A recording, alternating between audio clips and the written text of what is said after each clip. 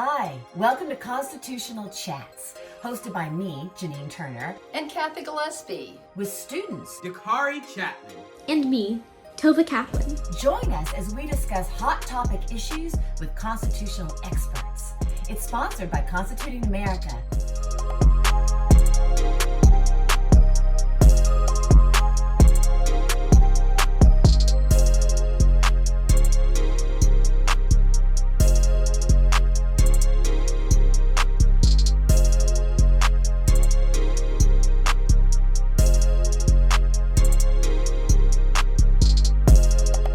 Hi, everyone, and welcome to Constituting America's Constitutional Chats. We are so excited to have you with us today, and we are especially excited to have our very special guest, Professor Gordon Lloyd, who I'll be introducing a little bit later. But I want to start by thanking our sponsors for today's chat, Bill Stonecker and Tricia Wilson. Bill Stonecker and Tricia Wilson have been longtime supporters of Constituting America. Bill has attended several of our founding father forums that we've done in Southlake, Texas, and in Dallas. And Bill and Tricia were sponsors of our Constitutional Chats last year as well. So Bill and Tricia, we thank you so much for returning as Constitutional Chat sponsors this year and for all you do to make our Constitution education programs possible. Now, next, I'd like to introduce our media director for today, Brandon Vanderford. Aubrey is out on vacation, but we are so blessed to have Brandon with us. Brandon is a member of our Constituting America Governing Board, but he is so much more than that. He is founder and CEO of Foundation Studios and has produced many of the songs, our winter songs, when we professionally record them and send them out to get played on radio stations. He's produced so many of our videos. And Brandon is also an adjunct associate professor of economics at the University of Texas at Arlington. And Brandon will be putting up a poll so that we can see who's in our audience today. But Brandon, would you like to put up the poll and say hi? Sure.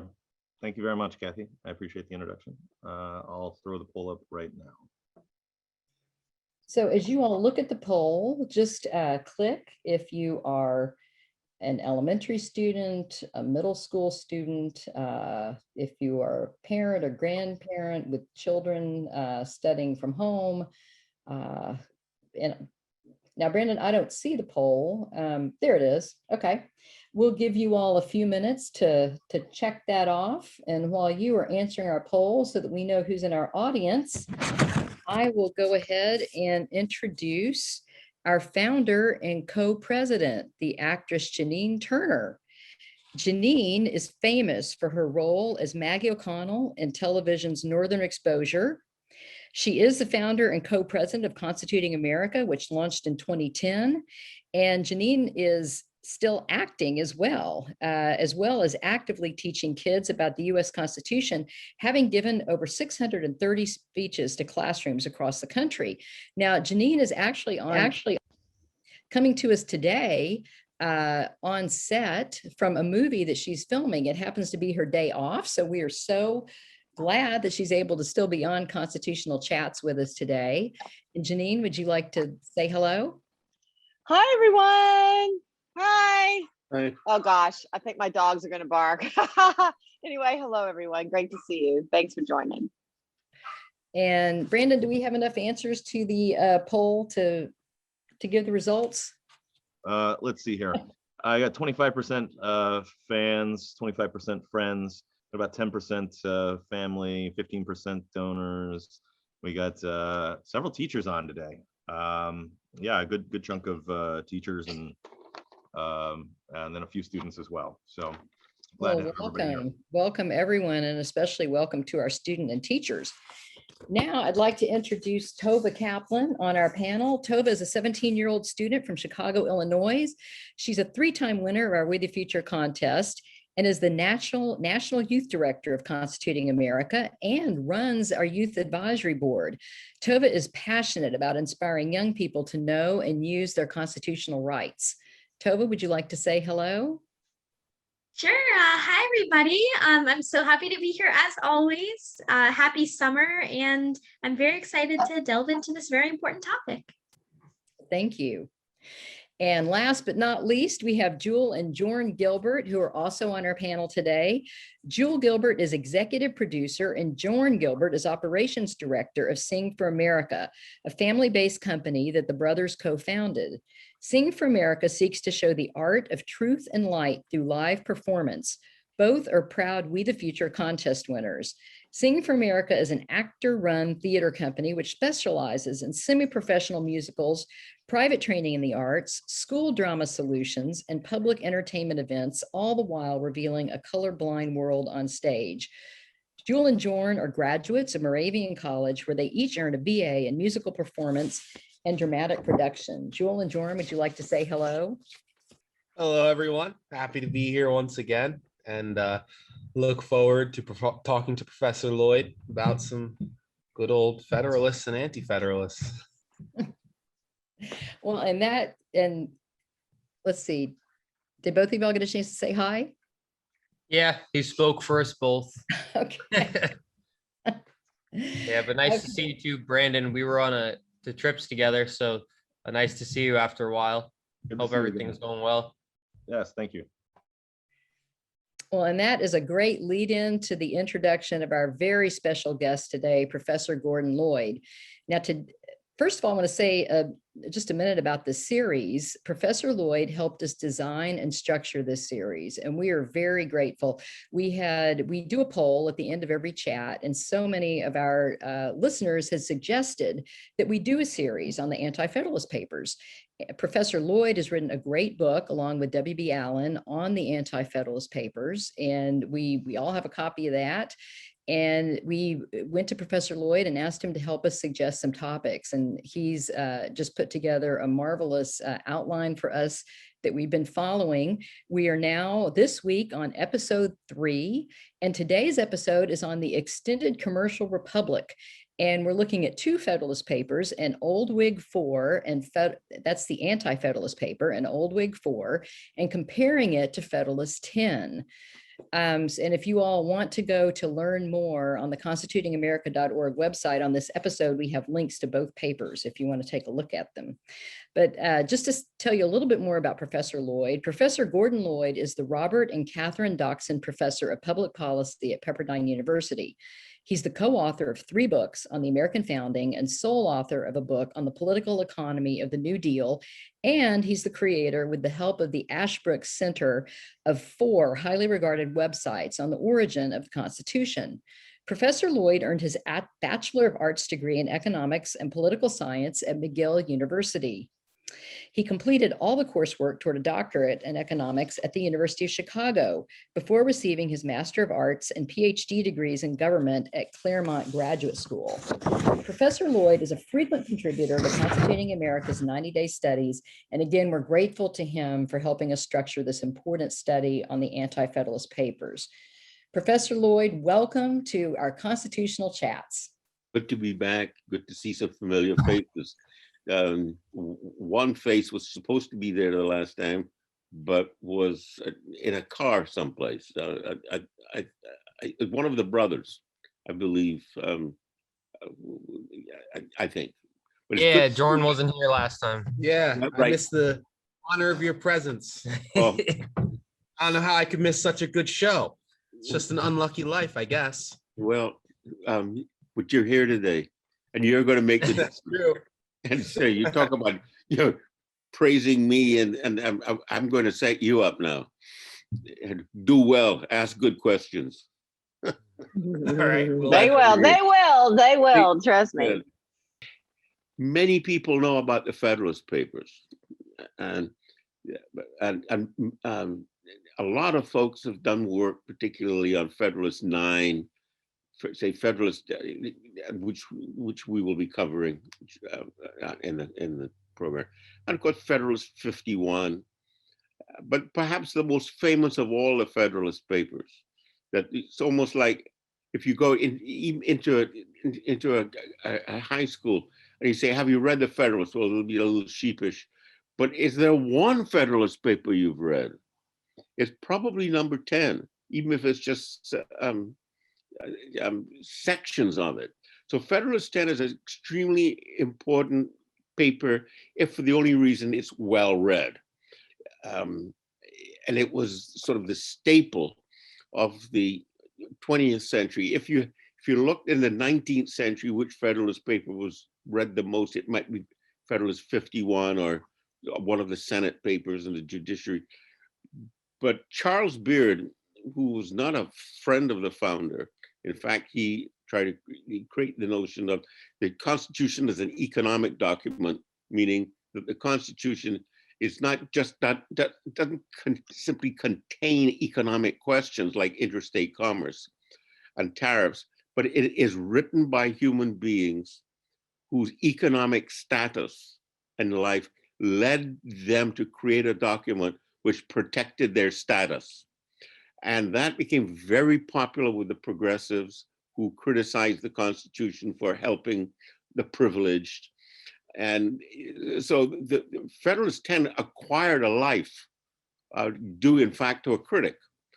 And then it acquired a new life in the 1950s and 60s. It's very difficult to pick one anti-Federalist paper because the Federalist Papers were written by three people and there's a certain continuity and breakdown. I mean, you can actually break down the Federalist Papers into sections, and but you can't do that with the Anti-Federalists because there is no one author or two authors or three authors that coordinated their work in one body. So what you have to try and do is to pick an Anti-Federalist paper and match it up against a Federalist paper in order to try to get a conversation. And that's the purpose of these sessions, not to make a claim that this Anti-Federalist paper matches up. In fact, one way to look at this is the Anti-Federalists criticize the Constitution and the Federalist papers criticize the Anti-Federalists. So if anybody is responding to anybody, the Federalist papers are responding to the Anti-Federalist critique or concern about the Constitution. That's the way to look at it. So in a lot of these papers, you will notice that if you put the date on the Anti-Federalist paper and the Federalist papers, you'll notice that the particular Anti-Federalist paper came out earlier than the Federalist. So what that is not necessarily to say Federalist 10 is a clear response to the old Whig, but there is a response system going on, and the response is that the Anti-Federalists are responding to the documents which they see in front of them, many of whom have no idea how those words, interstate commerce or the general welfare clause, even got there. And so they're looking at a document with words in front of them, and they say, well, what about this? What about that? So the Federalists come in and respond, trying to provide an answer to those questions. That's the first point. Second is the use of pseudonyms. And we met that earlier with the pseudonym of Brutus and the pseudonym of Caesar and now Publius, who's a savior of Rome, and the use of Roman names. And here we have Publius again, but we don't have the Anti-Federalists using a Roman name. They're using something that Americans would understand very, very quickly. It came to pass in the late 17th and even way into the 18th century that if you favored the monarchy, you were a royalist or a monarchist. If you were against the monarchy, you became known as a Whig.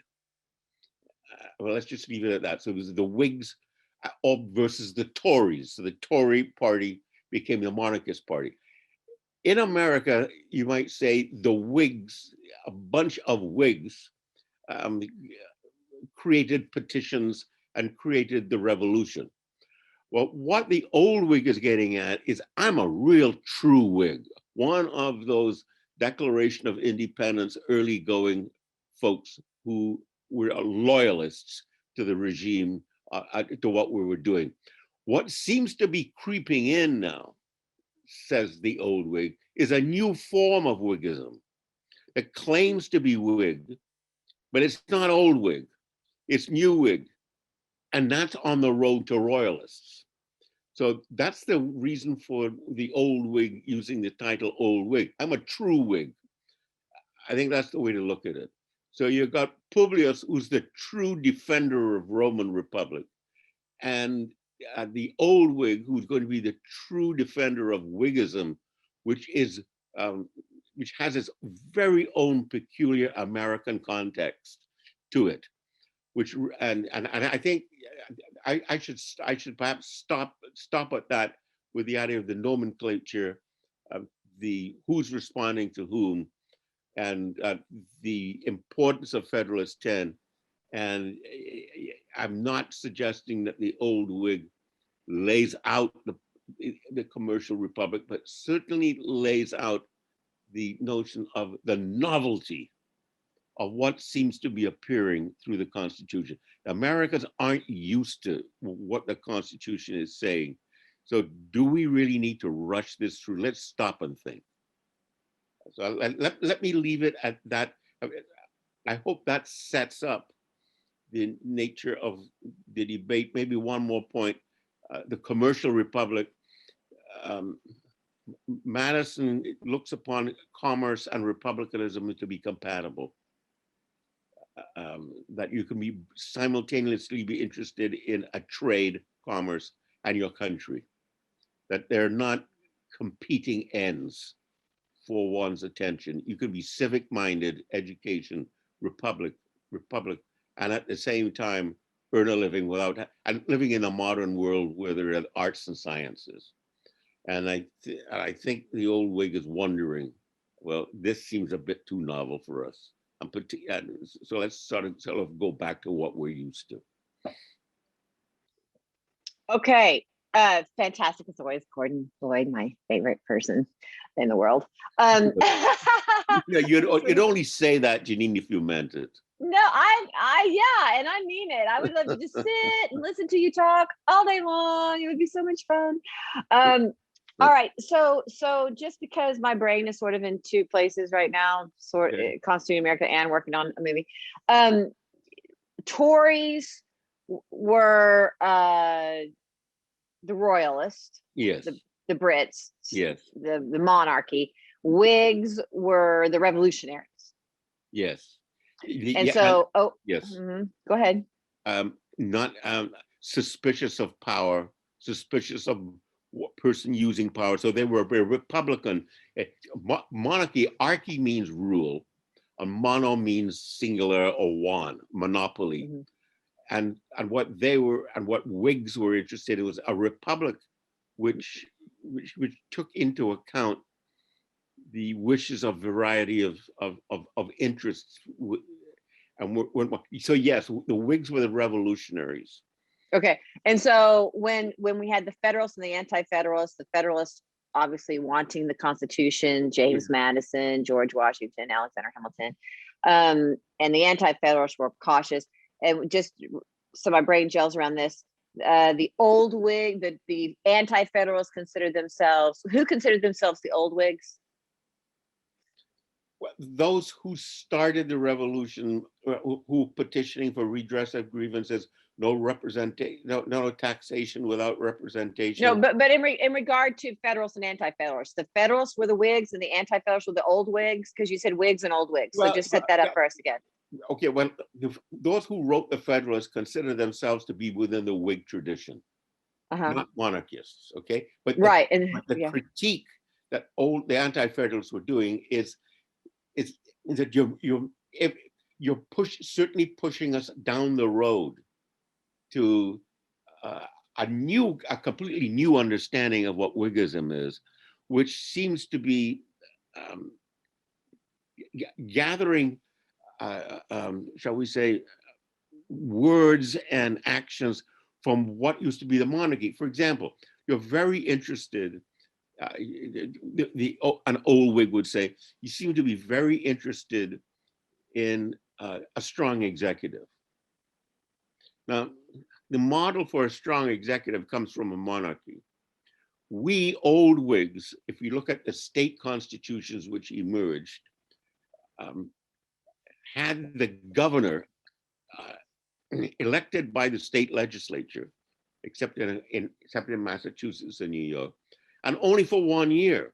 The powerhouse was the legislative branch. And that's what the old Whigs are interested in, that the legislative branch should be there. And what the new Whigs or the Federalists are interested in is a well-constructed union which increases vigor. And the old Whig is suspicious of that. Okay. All right. Yeah. So the anti-federalists were the old Whigs, and the Federalists were the Whigs. Okay, I got that. That's really all great. So is monoarchy. We all know, no, archy means rule, mono means one. Right. Tove already knew that, I'm sure. And Jewel and Jordan. All right. So today, I always love. This is what I love to do. The today aspects. Where are we today? Who would be the old Whig and who would be the Whig? I mean, it would seem to me today, conservatives, Republicans would be the old Whigs, and the Democrats would be the Whigs, and the Libertarians are in there somewhere, are probably the truest to the revolution. Probably. What's your thought about that? Well, I think that fits. But one has to take account of the changing nature of what has taken place over 200 years. For example, in the late 19th century, early 20th century, the Republicans were the progressives. Teddy Roosevelt was a model for and he broke away in part from the Republican Party because it wasn't sufficiently progressive. So that the Democrats were particularly Southerners who weren't interested in the kind of progress that the Republicans were interested in. What the genius of Woodrow Wilson at the beginning, and then FDR secondly, was to flip it, and the Democrats became civil rights and progressives, and the Republicans became sort of conservatives, and that came even more by adopting, under Richard Nixon, this sort of the Southern plan, where the South was solid Democrat. In the late 19th century, it became Republican. So I think that one needs to be aware of the sort of shifts that come with time. But in terms of the politics of public policy of the last few decades, I would put the libertarians, for the purpose of finding a place for them, within the anti-federalist tradition. Those who entered, for example, in the 1970s, 80s, 90s, there's a huge argument for term limits. And that's a very anti-federalist position. It's not a Federalist Papers position. They would like longer terms in office. Because you don't want your elected officials to keep running back and keep thinking that governing is merely electioneering by another form. And so there's an art to governing, and then you've got your chance at election to kick them out if you want to. So I think term limits is a good example of the anti-federalist disposition toward power. They certainly do not like life tenure, because that means that you really just can't touch them. As we will see later on, the judiciary, Brutus is particularly harsh on the fact that there's no term limits for the judiciary. And that's in the news right now. Shall we have term limits for the judiciary? Shall we pack the court? What is it that we're trying to achieve? I mean, at one not too subtle level is we want our tribe to be in and somehow win. But at a more, say, philosophical founding issue, the issue is, why should people hold power for so long? And the anti-federalist disposition, the libertarian, would say, we don't want it because it corrupts. And the Federalist people would argue, we need energy. We need energy in the government. The government is too weak to get things done. and the only way to do it is to infuse with energy. And the way to get energy is by two things. One, you lengthen the term of office so the person becomes attached to the job and learns the job and provides the wisdom that comes with the length of term. And the second is you reduce the number of people involved so that the real energetic branch, or supposed to be energetic branch, for people like Madison is going to be the executive, because it's reduced to one person for 4 years, hopefully re-elected. And by the way, there was no term limit on the executive. That didn't come until after Roosevelt did four terms. And so if you want to see an anti-federalist action on the presidency, has been to reduce, say that no president can go for more than 2 terms. That's not a Madisonian position. That would be an old Whig position. Interesting. Yeah, that's really limits, really if we interesting. talk about term limits is a mechanism that would be used by an anti-federalist disposition. See, if we look at what the old Whig has to say, he said, look, there's such confusion in the land now. We were under the Articles of Confederation. It was deemed to be too weak, inadequate. So we got a constitutional convention and they come up with this constitution. And it's supposed to replace the Articles. We've never seen anything like this constitution. It reduces the role of the states, which we're used to. It enhances the role of the executive, or secures the role of the executive, which we were scared of. But it seems to be that the people now want something, and where we are now, that they will accept anything. So the purpose of this essay is to say things aren't as bad as is being made out. We still have a government under the Articles. And if we were to just, and here's another difference to use phraseology from contemporary times. I think people like Madison, and Federalist-10 shows this, is that we have a structural problem. There's something structurally wrong. There's a systemic problem. We cannot just mess around and play around on the side. We have to alter the structure. The Articles of Confederation are based on each state having 1 vote, and each state equally represented in 1 chamber.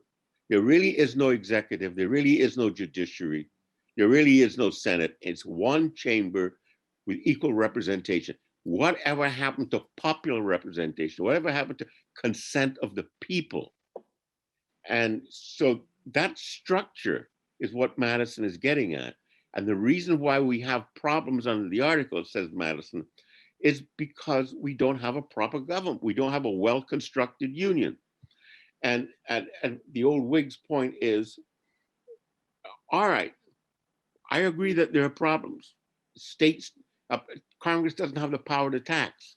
They have to go begging for money from the states. All right, well, why don't we just give Congress the power to tax, or give Congress the power over interstate commerce? Why do we have to throw away everything and create this form of government the world has never seen before? Things can't be that bad. It's interesting, and I need to turn it over so that everyone gets a chance here. It's interesting that at first when you said that the energy was with the Federalists or with longer terms, I was kind of confused. But longer terms in office and fewer people exercising the power. But now, I really do see how I'm going to toss this to Tova. I really do see how the structural change, which it seems to me 1 vote, not really an executive, one chamber, that to me seems low energy. That to me seems very, very staid. And it's supposed to be.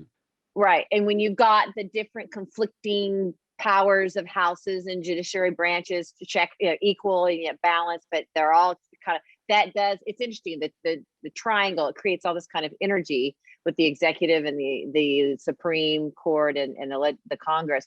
That's really interesting. And that, I just want to put in a plug. That's why I think it's so incredibly important that we keep the dialogue open in our country, that we're able to have a civic conversation to hear two points of view. I met with someone in New York City the other day, and I was talking about that. It's like, we really need to have 2 points of view, because otherwise we're under a dictatorship if it's just my way or the highway and one point of view, and I'm not going to listen to your point of view. And that creates exactly what you're talking about. That sort of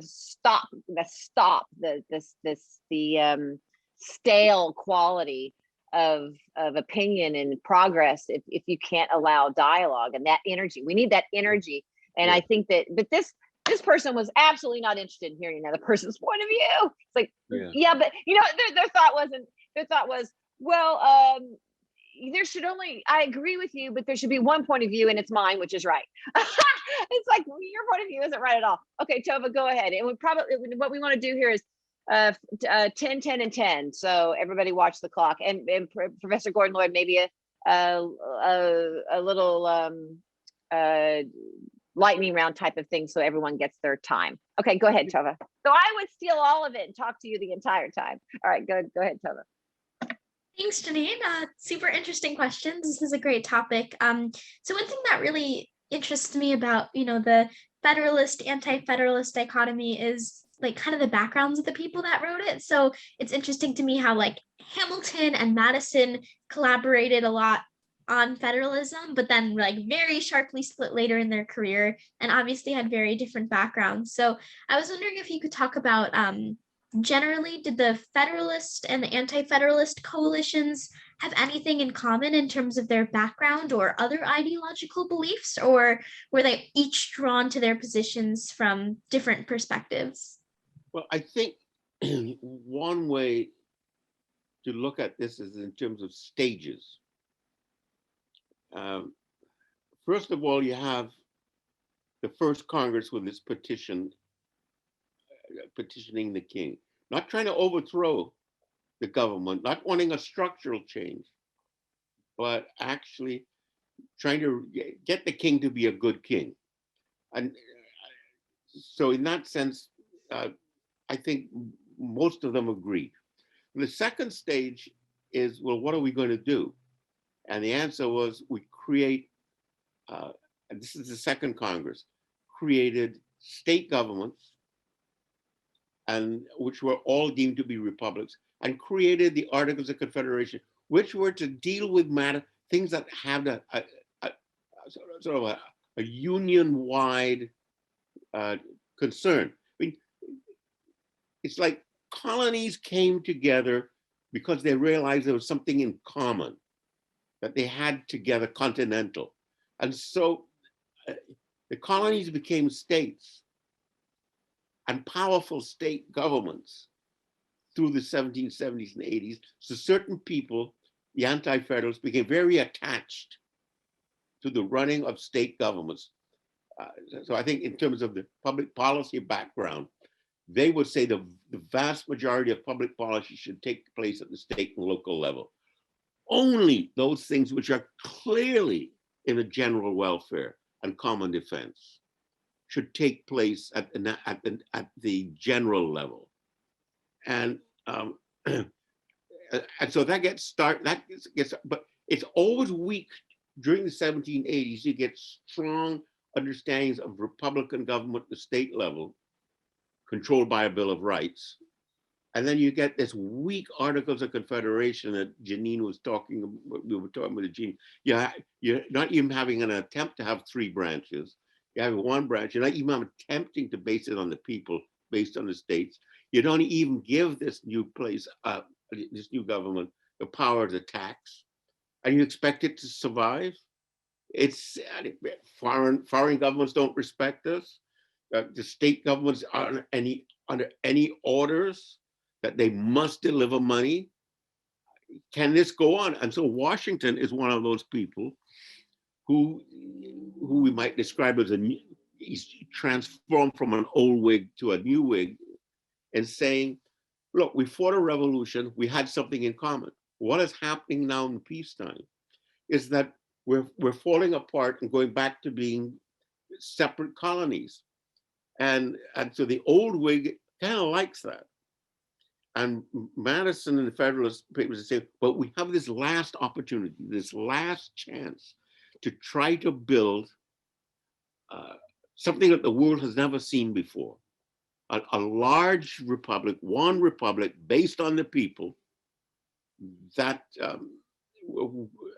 so that requires a structural change. So in terms of the background, most of the anti-federalists, as they merge through this stage to become anti-federalists, I mean, what's this? I mean, there's that transformation from being like an old Whig to being an anti-federalist. I mean, we could talk about that if you want, but through this stage, the question becomes: do we continue and actually increase our attachment to life at the state and local level, or do we go along with Washington and Madison and Hamilton, who wish to make a continental America? So that the Articles of Confederation would begin, we the states, and list the states. The preamble to the US Constitution begins with we the people of the United States. And so that there you have a fundamental shift. But it's just not we the people, it's we the people of the United States, which shows the compromise which is being made between the two positions. And the nomenclature, Federalists and Anti-Federalists, really, in a very basic way, the Anti-Federalists were Federalists. That is, they wanted, the word federalism at the time meant sort of localism, and one interpretation in terms of power, localism. But the word became attached, had another meaning, is those who wanted a stronger bond were interested in something federal. So what the Federalist Papers did was to take the name, the Federalist, because it had a legitimacy that they wanted a well-structured union.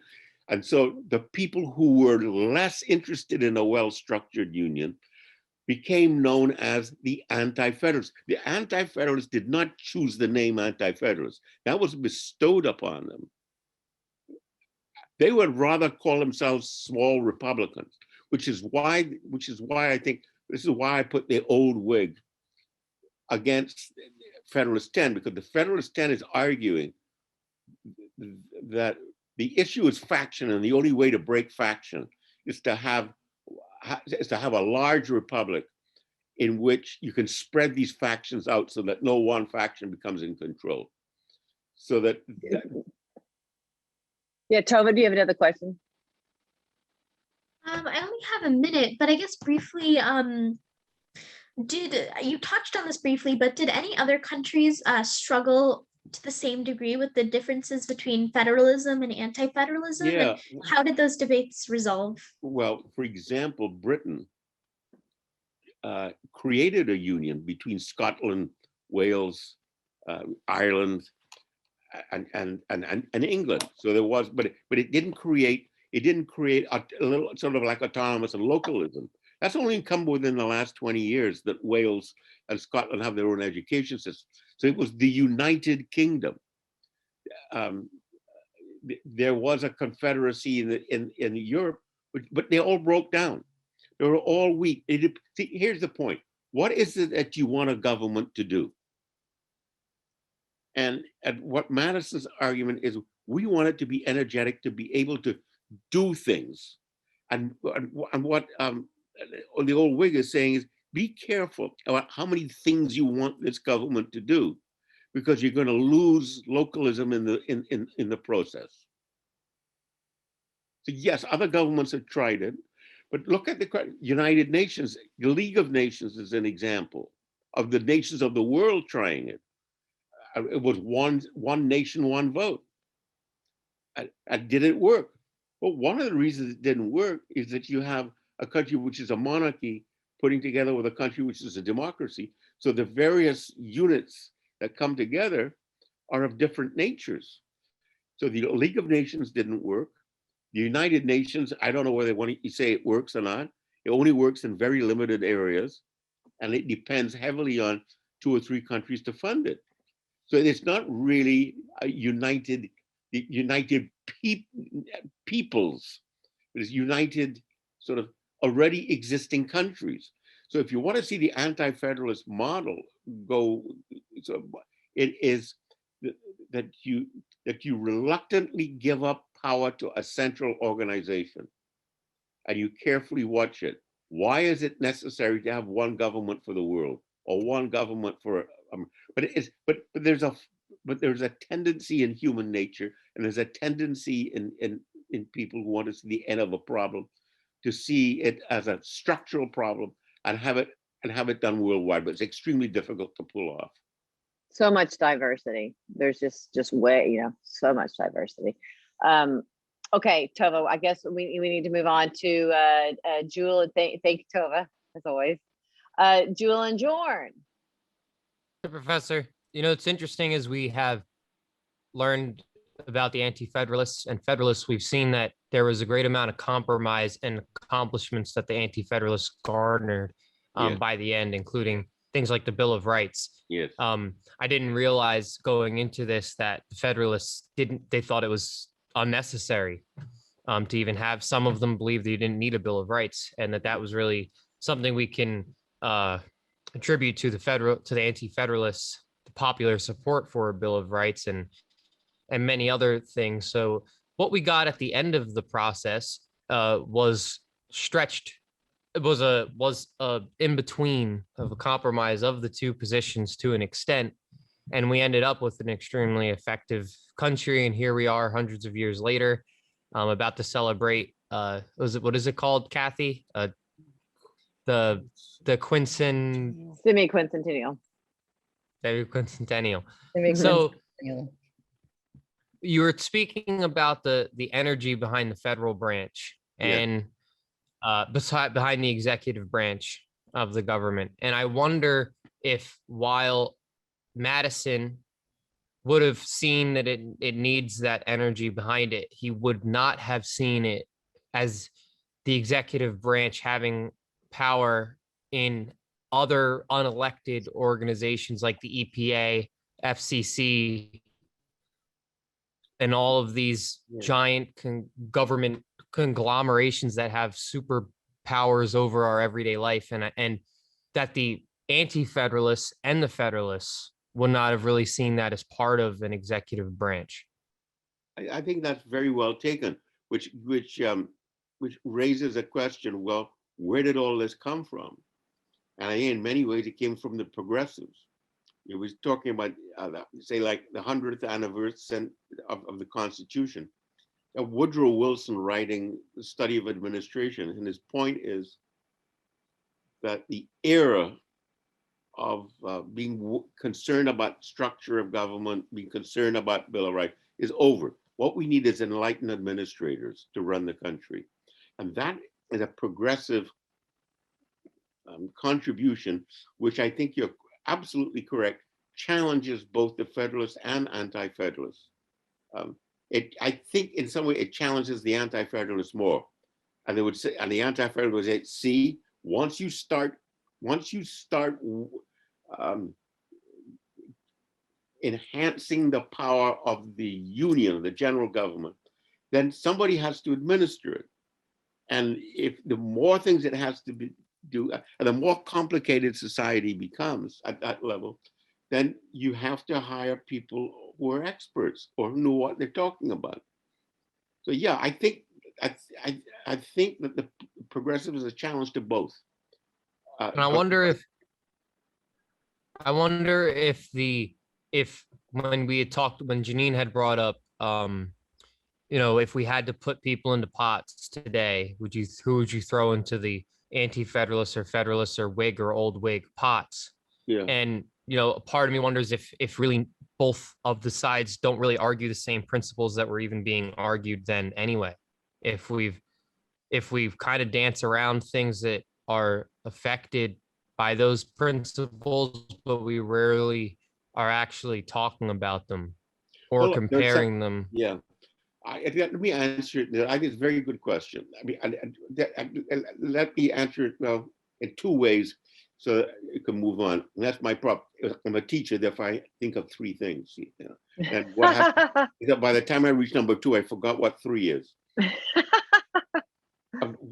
The first point is that the framers, whether they're Federalists or Anti-Federalists, have been around for over 200 years. We're going to celebrate their work. But the progressives have been around for 130 years. So there's some attraction to the progressives. There's a deep attraction to the framers, but once you have the progressive understanding in there, anybody who's an anti-federalist or federalist has to deal with the fact that the progressive movement established a following in America that is still around. And it's probably, so that's point number one. And you can see it with the passage of the 16th, 17th, 18th, 19th Amendments. I mean, it's in the Constitution. So anybody who's operating under constitutionalism, whether they have sort of anti-federalist sort of dispositions or federalist dispositions, have to accept in some way that the progressive state has been incorporated in the Constitution. And it's unless you remove one of those amendments and change it. So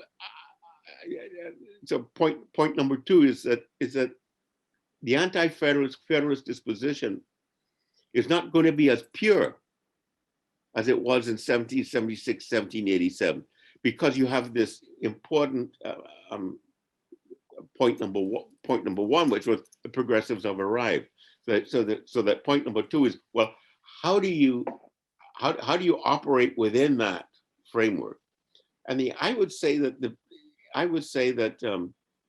progressives and the federalists are more compatible, if we were to say sort of link them together, than the progressives and the anti-federalists. The anti-federalists are concerned. One of the things that the progressives was to want to nationalize things, by which I mean there's a new nationalism that Theodore Roosevelt talked about. That is, there's something wrong with leaving power at the state and local governments, because wind doesn't stop at the state line. Mosquitoes don't stop at a state line. There are a whole bunch of problems that don't stop at the state line. So how do you expect the states to solve interstate problems? Well, if you look at the world that way, the people the party or the disposition that is going to be more compatible is the Federalist, rather than the Anti-Federalist. Yeah, Jordan, do you want to ask a question really quickly? I mean, it just seems to me like there's impossible way to put them in pots today, as Jewel was saying, because it just keeps flipping around and changing. But I mean, it would seem to me it's important to, but I do think that by asking the question, then we can see it though. Like we no, I'm have to bring agreeing. it back. I'm agreeing. I think that it's tempting to want to put them to label it, and what I'm getting from your question, Jewel, and this whole conversation today with Professor Gordon Lloyd is just that it's probably sort of impossible to do because there are too many variables. Jordan, your question? Yeah, I was just gonna say it's really the overall ideal of all politicians. Majority of politicians right now, it seems that they can't exactly be in the same frame of mind as the Federalists and Anti-Federalists, because their first goal isn't country. And I don't think that you can really fight for that welfare of the people if that's not your first goal. Well, or if you think it's hard to put, I think it's hard to put people, put them in that pot as the same because of that. All right, no, let me try to save this lecture. Let me try to save this conversation. But what both of you have done is to say the conversation is irrelevant. I mean, that's what I could, if I were watching this, I could take away that why are we even talking about the anti-federalists and the federalists? The progressives have won, the administrative state has arrived. You can't put them in pots. And I'm going to say the following. It's that if you were to ask the old Whig, what is the problem? The problem is the misuse of power. That seems to me to be still a relevant question today. The misuse of power by politicians. That is particularly the anti-federalist question. And if power is going, the further away power is from local communities, the more likely it is to be free of control. And that's an anti-federalist concern.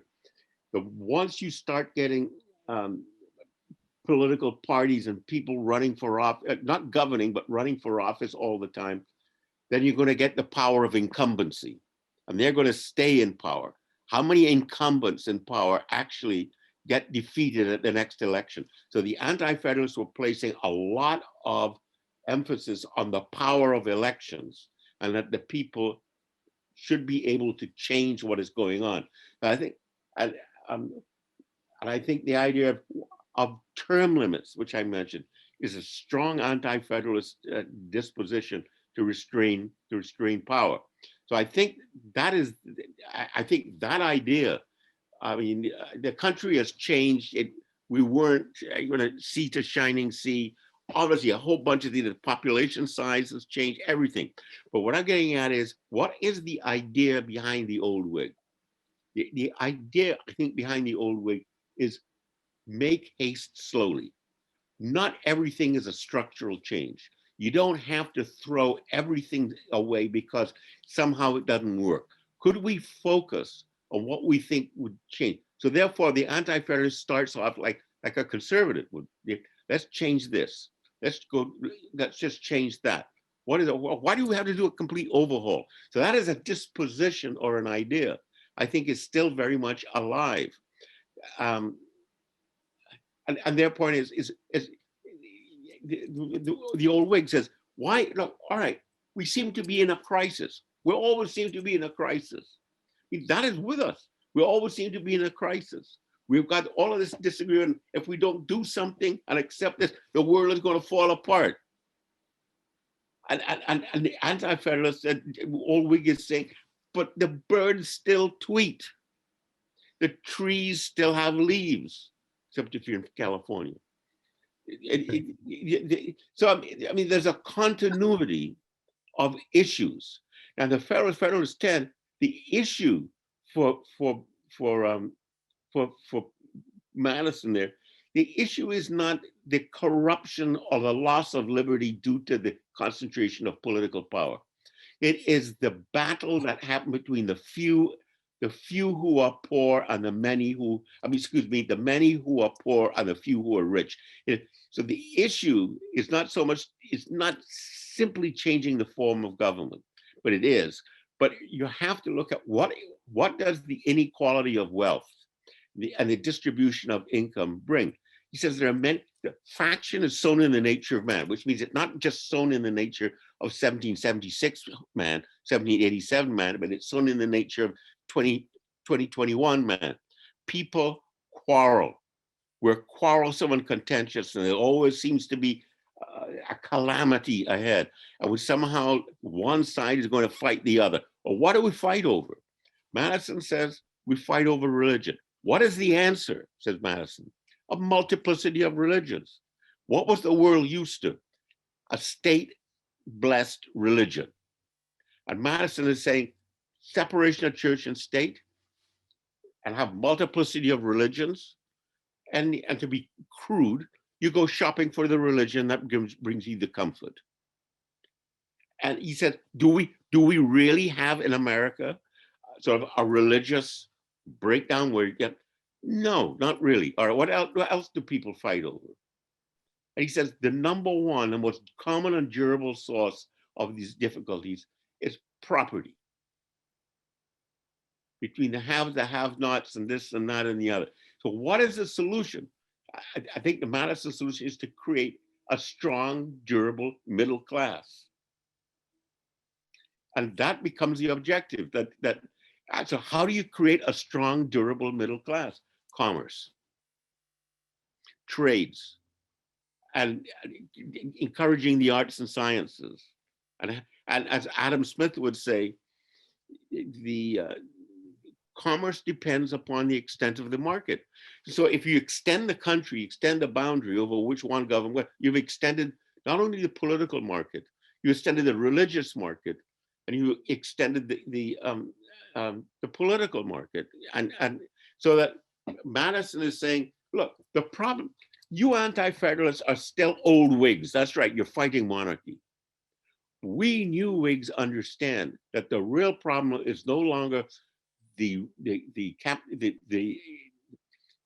misuse of power by one, but the problems of majority tyranny. When a majority has the power, what is the good of a Bill of Rights? Well, it was good. A Bill of Rights was useful if you could tell a monarch, these are our rights, we petition you. Look how many there are of us.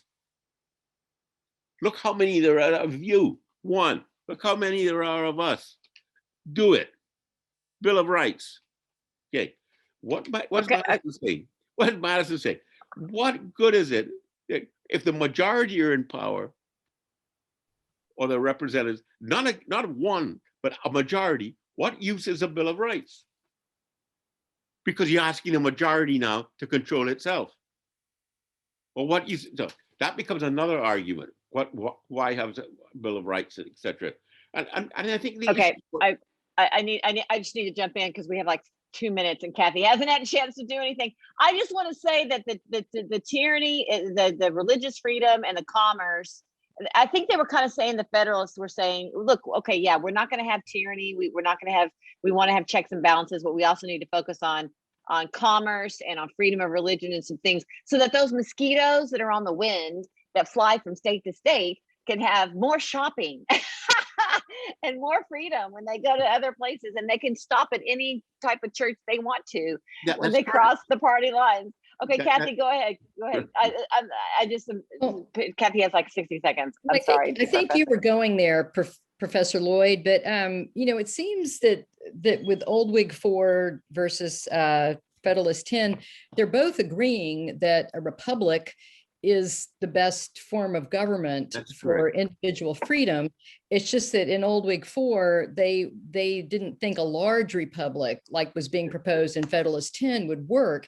And, just an observation, so many times when we go into schools, the students today are not learning that our form of government is a republic. So often when we ask that question and we're teaching in the classrooms, the majority of the kids think that our form of government in our country is democracy. And Madison spends a good amount of time talking about why a republic will actually protect our freedom more than democracy will. And I think you were just starting to talk a little bit about that, but could you talk a little bit about that, about just overall the fact that we are a republic and what Madison was trying to warn us about with democracy? What makes a Whig, whether old or new, is that neither side were interested in what was understood to be democracy then, which was pure or direct democracy, like the Athenian mob that killed Socrates.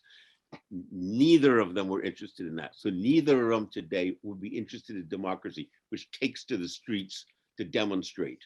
And they don't think that is real. So the word democracy had a negative meaning and connotation. It was direct, people on the spot, not deliberating. A republic is where you deliberate. So both Whig, both old and new Whig, would reject pure democracy. So they wouldn't even have to use the word direct democracy or pure democracy. If you just use the word democracy, everybody knew it was direct and pure that they were talking about. Republic, Whigs are also against monarchy. So a republic is neither Athenian democracy nor British monarchy or European monarchy. So what does a republic have? Representatives who are elected. So in that sense, we are a democratic republic. We're not an aristocratic republic because we have frequent elections, etc. And so the question is, does republicanism operate best? A republic, if you can keep it, does it keep best if you have it in small homogeneous communities where people know each other? I mean, do you send your child to a small college where they get to know their professors, et cetera, and you have a sense of community? Or do you send them to a big college where they have no connection with anybody and they could fall off the face of the earth, and all that happens is, there's room in the dome for one more now. Or that would be something like the old Whig. The old Whig would be in favor of the small college university and not the big school. Madison would be in favor of the big school in this model. Why? Because in the small school, he'd say, everybody knows your business. And since everybody knows your business, everybody's going to want to know where you're going. And there is no elbow room. But in the big school, nobody knows your business unless you want them to. And you have lots of elbow room. And so you can have a number of clubs, a number of this, a number of that. You have variety and diversity. You have that huge. So, I mean, there are trade-offs. So once again, to go back to the brothers, which I'll call them. We need to wrap with this statement probably, right, Kathy, because it's 3:03. We're supposed to wrap at 3. Yeah, go ahead, Professor Gordon. Wrap it up for us in 60 seconds. You cannot reproduce the anti-federalist Federalist in its purest form. But the idea of the anti-federalists and the idea of the Federalists is that both are Whigs. Both are not pure Democrats. Both are not monarchists. But do you have a variety of Whiggism, small, large, sort of homogeneous commercial, that you can work with? And the answer is yes. And the Constitution reflects that discussion. And I think America today reflects that discussion. But it's been 200 years and 300 million people, etc. But those ideas are still very much. And if we lose that and become just one idea persists, then I think that maybe Whiggism will fall either into some form of monarchy, which is what the old Whig fears, or it will fall into some kind of pure democracy, which is what Federalist-10 fears. Fascinating. Yeah, that's really great. A great way to wrap it up. My brain is spinning and I could say a lot of things. I think we all could. I see Tova and Jewel and Jorn and Kathy and all of us wanting to ask more questions. That was speak too long. I answered questions. No. It was fabulous, because that's what I love about having you on. You have this philosophical aspect, and which makes us think. And I love philosophies, but and if I were to wrap this up, I would say commerce, freedom of religion, energy of diversity and various thoughts, which has been key to our country. We can't lose that. And prevent tyranny of either the mob or the monarch. We want to prevent tyranny, and that's what our checks and balances give us. So really the Whigs and the Whigs, the old Whigs and new Whigs, the Anti-Federalists, the Federalists, both of them had some great ideas, and both of them apply today. And the long-lasting thing is to be a republic and have a representative that I think both of them definitely wanted. Okay, I guess we have to wrap, which is so sad. Okay, well, thank you, everybody. Kathy, tell us about our next show. Thank you, Professor Gordon Lloyd. Woo! The blessings of liberty upon you. The blessings of liberty upon you, too. We hope everybody comes back next week, Tuesday, July 27th at 2 p.m. Eastern. We're going to be talking about the improved science of politics, Brutus 1 and Federalist 9, which should be a great, lively discussion. Yeah, Brutus. We talked about that a couple of weeks ago, the difference between Caesar and Brutus. All right. Thank you, everybody. Have a wonderful day. Hey, Brandon, board member extraordinaire. Thank you very much for having me today. Thanks, Jill, and join you. Everybody want to say night, John Boy? Everybody want to say night to Professor Gordon? See you, Professor Gordon. Thank you very much. Have a good one. Another awesome show.